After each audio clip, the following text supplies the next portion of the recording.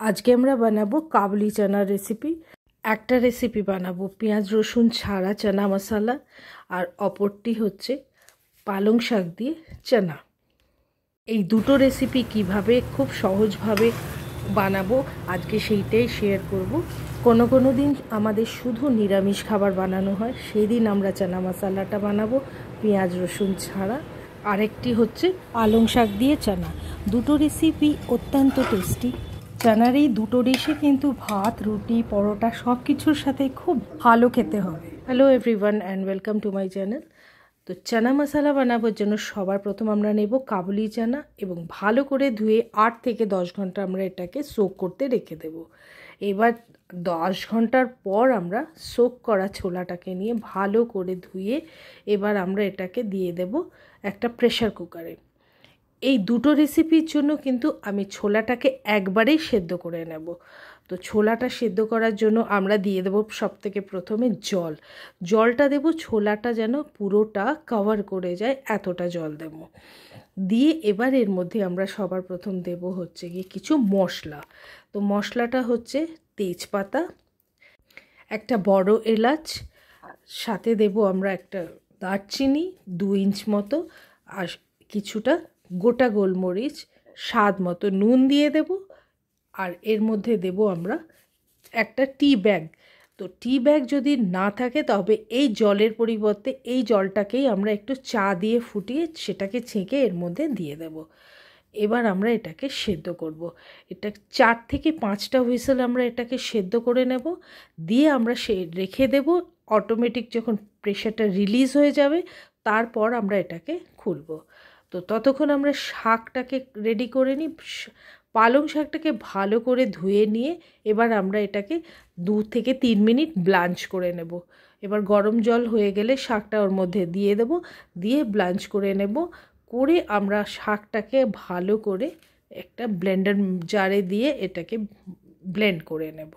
তো এই হয়ে গেল আমাদের শাকটা ব্লেন্ড করা। এবার আমরা করব আদা।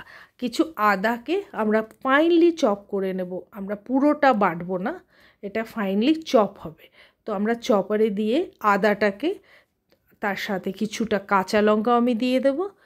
দিয়ে আমরা আদাটাকে কাঁচা লঙ্কাটাকে একসাথে চপ করে নেব। তো আদা আর কাঁচা লঙ্কা ঠিক এইভাবে চপ হয়ে গেছে আমাদের। এবার আমরা এর মধ্যে যা মশলা দেব তার জন্য টমেটোও লাগবে, পেঁয়াজও লাগবে। তো পেঁয়াজটাকেও আমরা এই চপারের মধ্যে আমরা চপ করে নেব। ফাইনলি চপ লাগবে সবগুলো মশলা। তো এই পেঁয়াজটাকেও আমরা চপ করে নিয়েছি। এবার আমরা টমেটোটাকেও ঠিক সেইভাবেই চপ করে নেব। তো টমেটোটাও চপ করা হয়ে গেল। এভাবে রাফলি চপ করে নিয়ে আমরা চপারে চপ করব, ঠিক এইভাবে। তো হয়ে গেল আমাদের সমস্ত ইনগ্রেডিয়েন্টস রেডি। এবার আমরা দেখব ছোলাটা সেদ্ধ হয়েছে কিনা। এটা ছোলাটা খুব একদম মনে হচ্ছে ঠিকঠাক সেদ্ধ হয়েছে, দেখে নেব, একবার চেক করে নেব। একদম নরম হয়ে গেছে। বাকিটা আমরা যখন রান্না হবে এটা, তখন বাকিটা সেদ্ধ হয়ে যাবে। তো হয়ে গেল আমাদের এটা। এবার আমরা এর মধ্যে থেকে যে গোটা মশলাগুলো দেয়া হয়েছিল সেগুলোকে কিন্তু বার করে ফেলে দেব এইভাবে। এবার আমরা এখান থেকে হাফটা ছোলা তুলে রেখে নেব। একটা ছোলা মশলা বানাবো আর একটা আমরা পালং শাক দিয়ে বানাবো।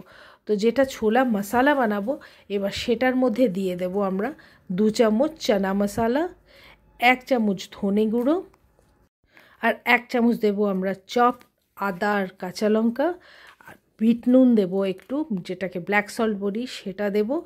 আর দেব হচ্ছে কিছুটা জল। এবার একদম লো ফ্লেমে এটাকে আমরা আধ ঘন্টা থেকে 45 মিনিট ফুটতে দেব। এবার পালং শাক দিয়ে চানাটা বানাবো। তার জন্য আমরা একটা কড়াইতে সর্ষের তেল গরম করে নেব। তার মধ্যে আমরা শুকনো লঙ্কা, জিরে, হিং আর চপড আদা আর কাঁচা লঙ্কাটাকে দিয়ে খুব ভালো করে এটাকে আমরা ভেজে নেব। এটা যেই ভাজা হয়ে যাবে, ফ্রেগ্রেন্ট হয়ে যাবে, তখন আমরা এর মধ্যে দিয়ে দেব 1 চামচ কাশ্মীরি রেড চিলি পাউডার আর হাফ চামচ হলুদ। এবার আমরা এটাকে ভালো করে মিক্স করে নেব। খেয়াল থাকে যেন এটা পুড়ে না যায়। এবার এর মধ্যে আমরা অ্যাড করে দেবো টমেটোটা দিয়ে আমরা এটাকে খুব ভালো করে টমেটোটাকে ফ্রাই করে নেব।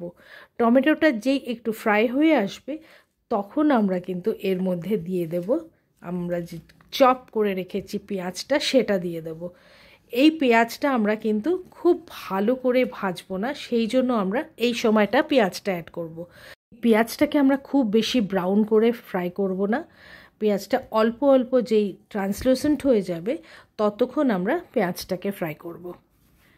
কাঁচা এর গন্ধটা চলে যাবে, তারপর এর মধ্যে আমরা মশলা অ্যাড করতে চাইলে করা যেতে পারে, কিন্তু আজকে আমি এর মধ্যে কোনো রকম মশলা অ্যাড করব না। এর মধ্যে ধনের গুঁড়ো আর জিরের গুঁড়ো আপনি যদি পছন্দ করেন দিতে পারেন, কিন্তু ধনে জিরে গুঁড়ো ছাড়া আমরা পালং শাকের ফ্লেভারটাকে এর মধ্যে রাখবো, সেই জন্য আমরা আর কোনো মশলা ব্যবহার করব না। এবার এর মধ্যে আমরা অ্যাড করে দেব পালং শাকটা দিয়ে এবার আমরা এর মধ্যে একটু জলও দিয়ে দেব প্রয়োজন মতো, দিয়ে আমরা এটাকে খুব ভালো করে সেদ্ধ হতে দেবো আরেকটু। এটাকে যখন আমরা আরেকটু সেদ্ধ করে নেব পুরো ফ্লেভারটা এর মধ্যে পালং শাকের এসে যাবে, অদ্ভুত সুন্দর একটা টেস্ট হবে। তো ওটাকে আমরা ফুটতে দেব, ততক্ষণ আমরা এই ছোলাটাকে আমরা একটু তড়কা লাগিয়ে নেব। তার জন্য আমরা একটা প্যান গরম করে ওর মধ্যে ঘি দিয়ে দেব, আর তারপর ওর মধ্যে দিয়ে দেব কাশ্মীরি রেড চিলি পাউডার। এটা কিন্তু রেড চিলি পাউডারটা দেওয়ার আগে আমরা গ্যাস ফ্লেমটাকে অফ করে নেব, তারপর আমরা গরম এর মধ্যে অ্যাড করে দেব ওই তড়কাটাকে, দিয়ে আমরা এটাকে আবার কিছুক্ষণ এটাকে গ্যাস ফ্লেমের ওপরে লো ফ্লেমে রেখে দেব। আর কিছুটা ছোলা আমরা নিয়ে এরকম ম্যাশ করে এর মধ্যে মিক্স করে দেব, তাতে কি একটুখানি গ্রেভিটা যে একটু থিক হয়ে যাবে। আর ঠিক এইভাবে ছোলাটা অনেকটা একদম সফট হয়ে গিয়ে খুব সুন্দর গ্রেভিটা হয়ে গেছে। এর মধ্যে এবার আমরা দিয়ে দেব কিছুটা ধনেপাতা আর গোটা কাঁচা লঙ্কা চিড়ে, সেটা আপনি স্বাদ মতো নিজের দেবেন। এইভাবে আমরা এই ছোলাটাকে রেডি করতে পারি। ভীষণ সুন্দর টেস্টি একটা চানা মশলা হয়ে রেডি। এবার আমরা এই পালং শাকের ছোলাটার মধ্যে আমরা দিয়ে দেব স্বাদ মতো নুন, আর দেব গোটা কাঁচা লঙ্কা চিড়ে দেব, আর ধনে পাতা দিয়ে এটাকে আমরা আরেকটু টেস্টি বানাবো গরম মশলা দিয়ে এবার আমরা, যেহেতু আমরা এর মধ্যে কোনো মশলা ব্যবহার করিনি, তাই আমরা শুধু একটু গরম মশলা দেব। এই দুরকম চানা রেসিপিগুলো কিন্তু ভাত এবং রুটি পরোটা দুটো দিয়েই খাওয়া যেতে পারে। তো এভাবে আমরা খুব সহজভাবে বানিয়ে ফেলতে পারি চানা মশলা আর পালং শাকের টেস্টি একটা চানা। আজকের চানা রেসিপিগুলো যদি ভালো লেগে থাকে একটা লাইক করে শেয়ার অবশ্যই করে দেবেন। আর আপনি যদি নতুন এই চ্যানেলে এসে থাকেন তবে অবশ্যই সাবস্ক্রাইব করে আমাদের সাথে থাকবেন। দেখা হবে আরেকটি নতুন ভিডিওতে আরেকটি নতুন রেসিপির সাথে। Thank you so much for watching.